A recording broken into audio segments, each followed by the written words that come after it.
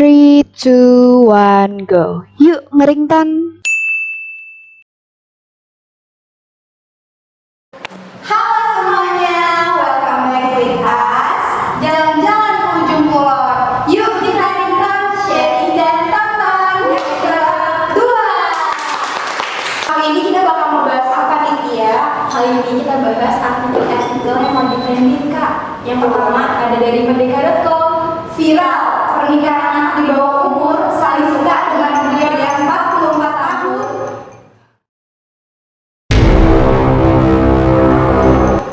Dan wanitanya itu 12 tahun yang jatuhnya itu masih di bawah umur banget. Jadi dimana kejadiannya itu pria ini tuh dia sebagai tukang pijat gitu. Yang maaf dia itu tunanetra.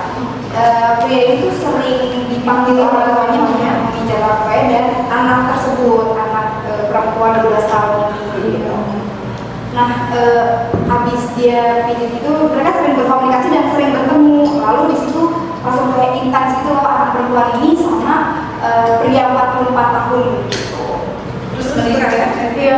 Nah, dan anak ini tuh membuat pengen nikah, saling membuat pengen nikah. Terus ada juga nih ada netizen yang bilang bener banget, anak 12 tahun belum ngerti apa-apa, tolong dong orang tuanya dibimbing itu gitu.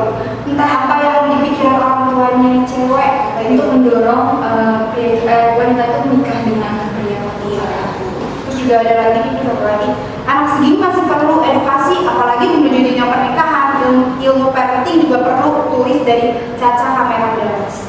Jadi apa sih Bu yang sebenarnya tuh terjadi di sini? Kita akan mengulik perspektif itu bagaimana faktor-faktor yang terjadi. Iya, apa ada orang tua gitu. Apa sih peran orang tua di sini gitu? Oke. Pertama-tama kita pasti prihatin ya, anak 12 tahun minta dinikahkan dengan pria yang umurnya 44 tahun. Pria ini pasti seumur ayahnya, bahkan mungkin lebih tua dari ayahnya. Jadi kalau saya sih melihatnya, kenapa dia bisa tertarik dan minta dinikahkan dengan pria yang jauh lebih tua? Kemungkinan dia itu mencari sosok ayah, figur ayah yang mungkin dia tidak temui di ayahnya. Saya nggak tahu di latar belakang keluarganya ayahnya apakah masih ada atau sudah meninggal atau ibunya bercerai gitu kan. Mungkin kita perlu tambahin info tentang itu. Tapi kalau yang saya lihat, dia itu menemukan figur ayah di Sosok pria tersebut, si suaminya ini yang jadi suaminya ini orangnya. Mungkin dia tadinya tidak punya figur ayah, terus dia ngobrol dengan si suaminya ini, terus akhirnya terus intens, terus mungkin si suaminya ini dia ngomong apa didengerin, dia tipe yang mendengarkan, yang kebapaan, yang punya figur ayah seperti itu, sehingga si anak ini merasa attach gitu kan, terus dia sudah ada ikatan emosi, terus dia minta dinikahkan. Bahkan mungkin dia tidak paham itu apa sih pernikahan itu gitu kan, apa sih yang harus dia jalankan fungsinya sebagai tugas dan fungsi sebagai istri, itu mungkin dia nggak paham ya. Jadi orang tua itu mempunyai tanggung jawab untuk menciptakan lingkungan yang membantu anak meraih potensi maksimum untuk perkembangan fisik, perkembangan intelektual, dan perkembangan psikologis gitu. Jadi kalau misalnya orang tua mengizinkan si anak minta dinikahkan, kalau saya lihat di sini orang tua tidak menjalani tanggung jawab dan perannya sebagai orang tua gitu kan. Orang tua itu kan seharusnya memenuhi hak anak-anak ini untuk tumbuh dan berkembang dan produktif gitu kan, meraih potensi maksimum mereka. Si anak ini masih umur 12 tahun loh, perjalanan itu masih panjang. Itu masih apa? Usia SD gitu. SD kelas 6. Berarti kan orang tua di sini tidak memenuhi hak anak untuk apa? Hak pendidikannya. Iya. Ya kan tidak terpenuhi, dia masih putus sekolah. Lalu hak kesehatan. Si anak ini umur 12 tahun, dia fungsi-fungsi reproduksinya belum matang kan secara biologis maupun secara psikologis gitu. Jadi dia hak kesehatannya juga tidak terpenuhi. Terus hak apa lagi? Hak pengarahan, hak pengawasan dari orang tua. Orang tua itu wajib bertanggung jawab memberikan pemahaman, penjelasan, semuanya lah, pengertian dan lain-lain kepada si anak. Nah, ini yang tidak dipenuhi oleh orang tua gitu kan. Jadi ya saya kurang pendekatan, sangat prihatin, kurang pendekatan gitu kan. Mungkin seorang tuanya sibuk, jadi gak punya tempat ngobrol, tempat curhat, sampai sampai akhirnya curhatnya sama manajer ya kan, kayak gitu. Jadi intinya peran orang tua itu sangat penting. Iya, sangat penting Anak. Iya, dan kualitas orang tua itu mencerminkan dari kualitas anaknya. Iya, betul. Yang kayak buah jatuh tidak jauh dari pohon. Iya, betul sekali. Nah, di sini juga dibahas tuh kalau misalnya awalnya itu dia nggak diterima untuk mengajukan pernikahan oleh KUA kalau misalnya. Terus karena dia tetap berusaha nekenin KUA sampai dia tuh berani ajukan permohonan ke pengadilan agama di Pinrang, Sulawesi Selatan gitu. Jadi benar-benar dia seingin itu, se-excited itu, jadi sampai ngajuin itu regulasi menikah. Itu regulasi di Indonesia itu bagaimana sih? Iya. Jadi kalau regulasi di Indonesia itu kita ada undang-undang perkawinan yaitu Undang-Undang Nomor 1 Tahun 1974. Itu dulu sebelum direvisi ya, undang-undang itu mengatakan bahwa pernikahan bisa dilakukan oleh seorang perempuan yang sudah berusia 16 tahun dan laki-laki yang sudah berusia 19 tahun. Nah ini kan dianggap diskriminatif karena 16 tahun itu adalah usia anak gitu kan. Kenapa kok perempuan 16 tahun, kok laki-laki 19 tahun gitu kan? Nah akhirnya ada kelompok komunitas yang memang peduli anak itu mengajukan gugatan ke Mahkamah Konstitusi tahun 2019. Akhirnya pada bulan September 2019 dilakukan amandemen atau revisi terhadap undang-undang perkawinan ini, sehingga sekarang bunyinya sama-sama 19 tahun baik laki-laki maupun perempuan boleh menikah asal sudah berumur 19 tahun. Namun ada yang tidak direvisi dari undang-undang itu. Di pasal 7 itu ada yang mengatakan tentang dispensasi. Jadi orang tua bisa mengajukan dispensasi untuk menikahkan anaknya bila ada alasan-alasan yang kuat. Jadi saya sangat kecewa gitu ya, maksudnya kok usianya direvisi, tapi ini yang pasal dispensasi tidak direvisi. Jadi sama aja bohong istilahnya, walaupun peraturannya mengatakan bahwa usia perempuan dan laki-laki harus mencapai 19 tahun baru boleh menikah, tapi boleh dilakukan dispensasi, boleh diajukan dispensasi. Ya. Jadi berapapun umurnya, kalau misalnya dilakukan dispensasi bisa dinikahkan gitu loh.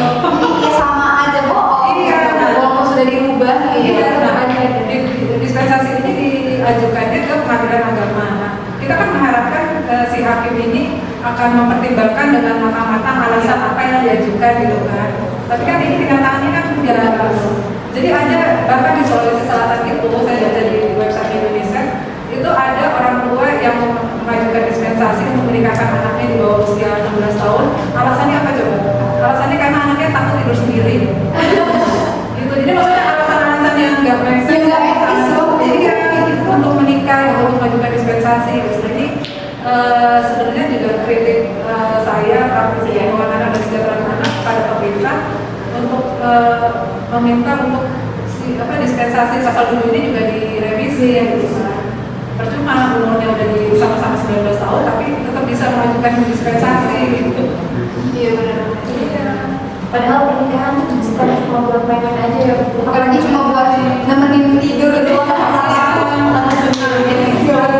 Pas pandemi ini berdasarkan data dari Kementerian Pemuda dan Perempuan dan Perlindungan Anak sampai bulan Juli 2020 itu sudah ada 34.000 dispensasi yang diajukan oleh anak-anak dan orang tuanya yang mau menikah, yang mau melakukan perkawinan anak. Bayangkan 34.000 dispensasi. Jadi percuma undang-undangnya udah direvisi gitu ya usianya, tapi tetap bisa mengajukan dispensasi. Yang mengajukan dispensasi juga udah banyak. Jadi yang mau melakukan perkawinan anak itu udah banyak ngantri gitu istilahnya. Memprihatinkan banget. Lalu sekolah dong. Sekolah pendidikan tinggi dong biar nggak dijatuhin sama laki-laki. Di artikel kedua ini Bu, ratusan kasus perkawinan anak dilaporkan terjadi selama pandemi COVID-19 ini di Indonesia. Selain dengan alasan menghindari zina atau yang MBA itu ya, itu namanya kehamilan yang tidak diinginkan. Iya.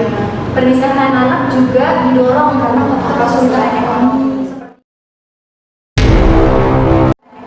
seperti pandemi kan banyak Bu orang tua yang di PHK, dirumahkan. Jadi mungkin menurut orang tua yang seperti itu ya udahlah daripada kayak gini, udah macam pikiran dia yang kayak lagi kesulitan banget. Jadi kalian nikah aja ya. Perang orang tua lagi kembali lagi. Iya, kembali lagi orang tua. Memang kita tidak bisa pungkiri selama masa pandemi ini kan banyak orang yang di-PHK, terus anaknya juga putus sekolah karena tidak ada biaya gitu kan. Anak yang nggak putus sekolah pun karena mereka biasanya pergi ke sekolah, ada kegiatan gitu kan bisa berkuliah. Sekarang cuma di rumah aja gitu kan, segala macam. Tapi kan bukan berarti terus pernikahan menjadi solusi. Terus faktor ekonomi juga ya. Banyak keluarga yang menganggap bahwa menikahkan anak terus beban finansial mereka terus berkurang. Padahal kan enggak juga ya kalau misalnya terus akhirnya si anak menikah terus suaminya juga nggak kerja, jadi bebannya orang tua juga kan. Terus nanti si anak setelah menikah punya anak, memangnya nggak harus beli susu, harus beli diaper segala macam. Itu kan apa namanya membutuhkan biaya juga ya. Nah di sini lagi-lagi apa ya, perlu edukasi, sosialisasi, harus banyak membaca itu tadi. Terus orang tua juga harus memberikan pemenuhan hak terhadap anak-anaknya gitu kan. Ya itu tadi hak pendidikan, hak kesehatan, apa resikonya kalau misalnya melakukan perkawinan anak, itu harus semuanya diketahui oleh orang tua. Sehingga orang tua itu bukannya malah mikirin ngawinin anak, tapi pikirin tuh gimana kita bisa memenuhi pemenuhan hak anak, memikirkan bagaimana masa depan anak, memikirkan bagaimana orang tua itu bertanggung jawab untuk memberikan kesempatan, memberikan bantuan kepada anak untuk meraih potensi maksimum diri mereka masing-masing, baik potensi secara intelektual, psikologis, semuanya gitu. Jadi jangan sampai misalkan anak itu udah nikah jadi beban keluarganya lagi ya gitu.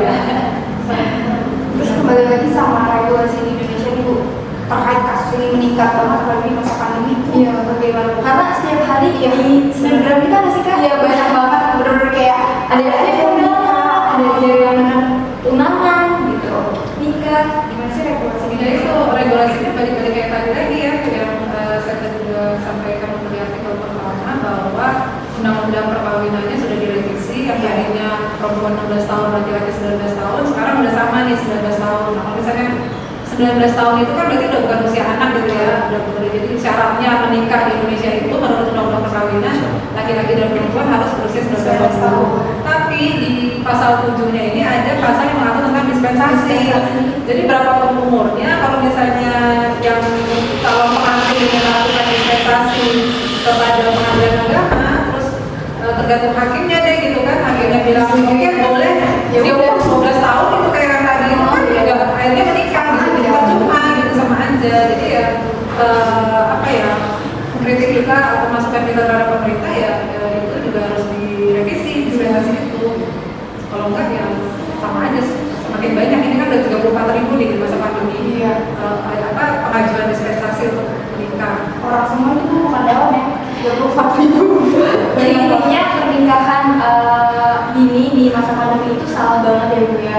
Apalagi belum termasuk dalam kategori yang cukup gitu buat mengajukan pernikahan. Iya. Jadi sebisanya tuh harus dicegah gitu guys. Jangan menikah karena untuk bikin di Instagram. Iya benar-benar demi konten semuanya terrealisasikan deh. karena banyak banget Bu yang lagi tren ya. Saat ini pun ada yang kasus MBA yang awalnya tuh dia kayak bukan orang yang cukup terkenal, dia Bukan seorang influencer gitu Bu. Dia ini terkenal karena kasus dia MBA-nya tersebut. Dan dia selalu ngakuin bahwa MBA itu nggak salah kok.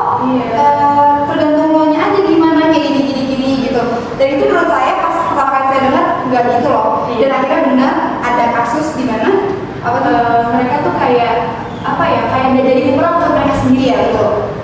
kayak mereka belum cukup deh buat umur yang kayak emosi belum stabil, akhirnya kan menjadi perselingkuhan. Padahal mereka masih umur 18 ya, 19 tahun. Iya. Dan anaknya tuh udah lahir juga gitu loh. Dan mereka tuh lagi sekolah dan si pasangan cowoknya itu nggak lulus sekolah gitu. Yang mereka ingin tuh ya udah, yang penting gue udah sama keluarga. Iya benar, yang penting gue udah Dan yang selalu beranggapan kayak pokoknya kehidupan gue dengan setelah menikah sama pasangan gue itu jauh lebih baik. nyatanya tidak. Nyatanya tuh banyak orang yang selalu datang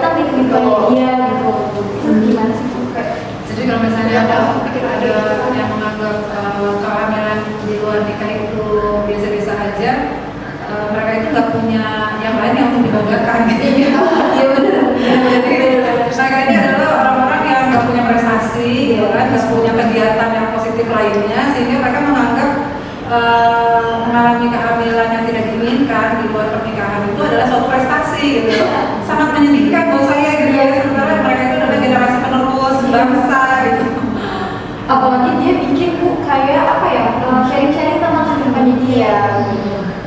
Mungkin itu rada nggak bagus juga ya kalau bisa dibilang maksudnya.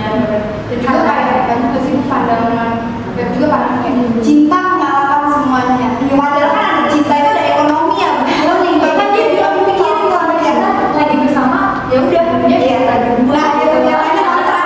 Iya benar. Itu gimana? Berdua emang sudut pandang pemikiran lu kayak gitu. Udah yang penting gue cinta sama dia. Karena dia nggak tahu nikah ada apa-apanya gitu kan.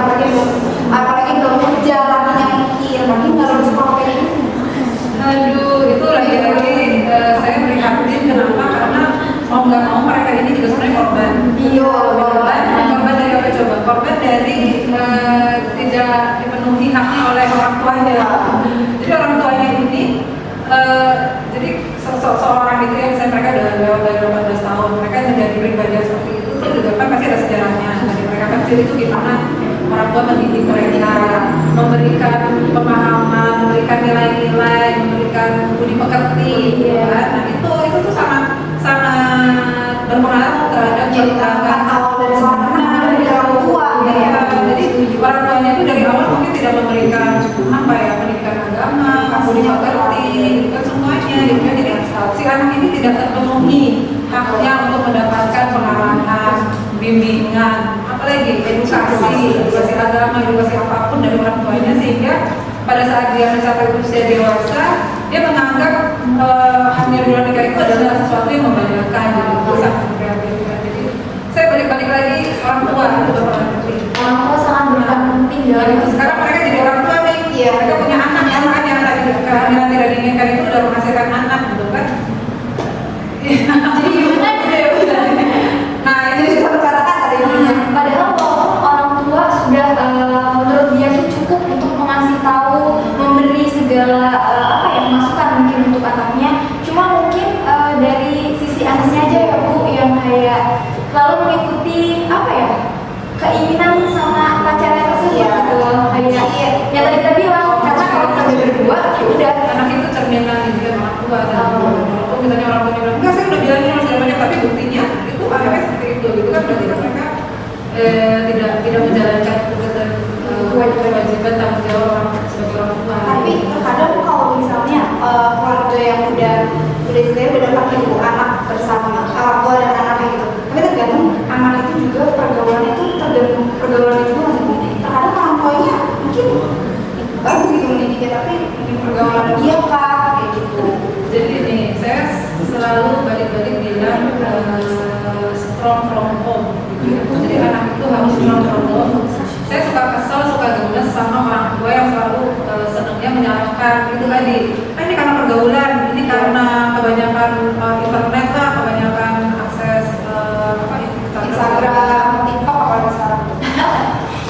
Jadi istilahnya jangan salahkan dunia luar, karena kalau misalnya orang tua tidak bisa mendidik anak dari rumah, itu orang tua harus bisa mendidik, membimbing, membekali anak dengan itu tadi nilai-nilai budi pekerti, sehingga anak itu kalau misalnya memang sudah terpenuhi di rumah, gitu kan, dia tidak akan mudah terpengaruh dengan kegiatan negatif dimanapun dia berada.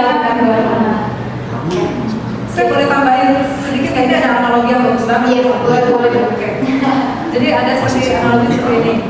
Kita punya rumah di tepi pantai, laut gitu kan, laut dalam, tepi pantai ada rumah kita. Terus kita punya anak kecil gitu ya, anak kecil yang toddler gitu, yang udah bisa jalan gitu. Nah kita itu takut anak kita tenggelam di laut. Nah yang kita lakukan ada dua pilihannya. Kita bangun pagar tinggi di sekeliling rumah kita, atau mengajari anak kita berenang. Yang mana? Mengajari anak berenang kan? Ya kan? Karena kalau misalnya kita bangun pagar di sekeliling rumah kita, anak itu nanti juga bisa manjat, anak itu juga bisa mungkin nyongkel atau apalah, dia akan cari cara gitu kan, apalagi zaman sekarang. Nah seperti itu juga gitu. Yang tadi saya bilang strong role, ya kan? Orang tua itu harus membekali anak dengan semua hal yang harus dia ketahui selama perjalanannya sebagai anak sampai dia usia dewasa gitu kan. Di situ kalau anak dibekali dengan sedemikian rupa, dia nggak akan mudah terpengaruh dengan kegiatan negatif di luar sana apapun itu, karena dia sudah diajari berenang oleh orang tuanya. Dia nggak akan anaknya tenggelam. Ada orang tua, saya pernah melakukan sosialisasi, terus orang tua bilang, udah deh saya nggak akan kasih anak saya gadget gitu, karena dulu saya nggak dikasih pedoman tentang bahaya pornografi, karena sekarang banyak sekali konten pornografi di YouTube dan bisa diakses oleh siapapun gitu. Terus ada orang tua yang bilang, yaudah saya nggak akan kasih anak saya handphone ya gitu. Bapak, kalau misalnya bapak nggak kasih anak bapak handphone, dia bisa pinjam dari temennya, dia bisa ke warnet, dia bisa banyak cara segala cara untuk mendapatkan itu. Tapi kalau misalnya yang orang tua berikan adalah tidak baik mengakses konten pornografi, karena kalau misalnya kita kecanduan pornografi itu juga ada bahayanya untuk kesehatan. Dikasih pemahaman seperti ini, jadi begitu melihat konten pornografi pun anak akan mikir, oh iya ya tadi kemarin mama bilang seperti ini, ya udah saya nggak mau. Itu yang saya maksud. Jadi buat pandangan dia juga. Iya, jadi lebih baik mengajari anak, memberikan pembekalan kepada anak seperti itu daripada membatasi, nggak kasih handphone, ya kasih wifi, segala macam. Nanti daripada kayak gitu kan juga tegang. Jadi intinya di sini tuh pergaulan belum jangan disalahkan gitu loh. Maksudnya kita itu kembali lagi dari dalam diri kita sama peran orang tua yang paling penting itu teman-teman. Pertanyaan yang pertama apa nih Tia? Dari Adil Farhan 99. Apakah perkawinan anak di masa pandemi ini berpengaruh karena gabut atau tidak melakukan aktivitas apapun karena di rumah aja? Hashtag di rumah aja, karena di rumah aja nih jadi gabut, jadi pengen nikah, pengen kawin aja gue. Ini gabut nih gue. Yuk kita nikah. Hashtag di rumah aja jadinya ya gabut gitu kan, terus tapi kan bukan berarti